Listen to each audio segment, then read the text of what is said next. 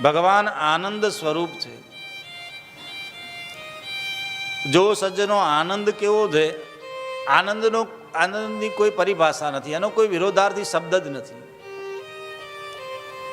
સુખનું વિરોધાર્થી દુઃખ થાય, રાત્રિનું ઉલટું દિવસ થાય, કોઈનો કોઈ વિરોધાર્થી, પણ આનંદનો કોઈ વિરોધાર્થી શબ્દ જ નથી. અને આનંદ એ પરમાત્માનું સ્વરૂપ છે. આ આશ્રમનું નામ પણ એ જ છે. હું સદાનંદમયી દેવી માતાજીનું નામ છે, સદાનંદમયી. સદા આનંદમાં રહેવાવાળો વ્યક્તિ હું. હવે સદા આનંદમાં કોણ રહે? આપણે થોડા આનંદ થઈએ હું. સંસારમાં છોકરાની વહુ આવે ને એટલે આપણે રાજી રાજી થઈએ હું.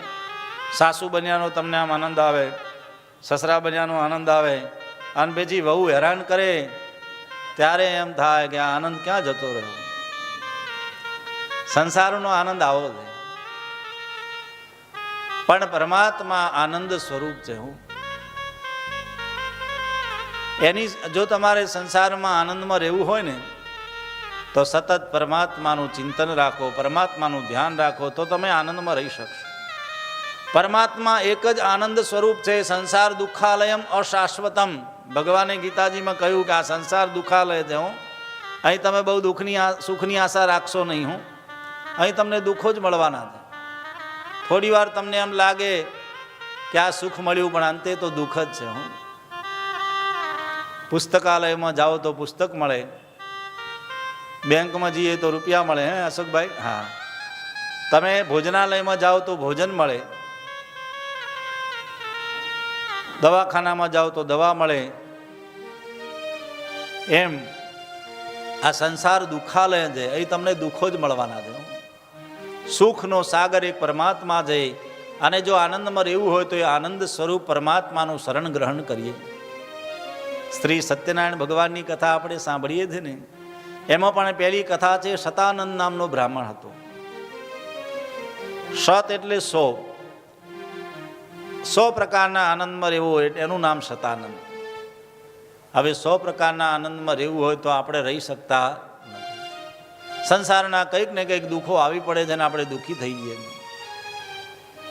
100 પ્રકારના આનંદમાં રહેવું હોય તો આપણે પરમાત્મા આનંદ સ્વરૂપ સાથે મન લગાવી રાખીએ.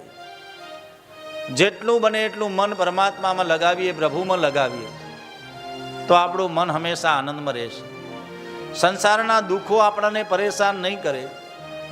રસખાનજી કહે છે કે સંસારમાં ભગવાન સાથે મન એવું લગાવો કે જૈસે એક નારી પર માથે પે ગગરી. એટલે એમનો કહેવાનો આશય એવું કે જ્યારે બહેનો માતાઓ પાણી ભરવા જતી પહેલાં માટલા લઈને, અને માથે માટલું હોય, એની ઉપર માટલું હોય, 2-3 માટલા હોય, એક કાખમાં હોય, એ બહેનો હસી મજાક કરતી હોય, વાતો કરતી હોય, મસ્તી કરતી હોય, અને 4-5 બહેનો આવતી હોય, પણ કોઈનું માટલું ક્યારે પડતું નથી.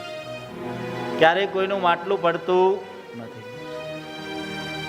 એનું માટલું કેમ પડતું નથી? હસી મજાક કરે, વાતો કરે, પણ ધ્યાન ક્યાં હોય? એનું માટલામાં ધ્યાન હોય. એમ સંસારમાં આપણે બધું કરવાનું હોય, બધા રોલ નિભાવવાના છે, પણ ધ્યાન ક્યાં રાખવાનું? પરમાત્મામાં, ભગવાનમાં. જે ભગવાનમાં આપણે માનીએ છીએ, જેટલું મન આપણે ભગવાનમાં લગાવીશું ને તો આપણે આનંદમાં રહી શકશું.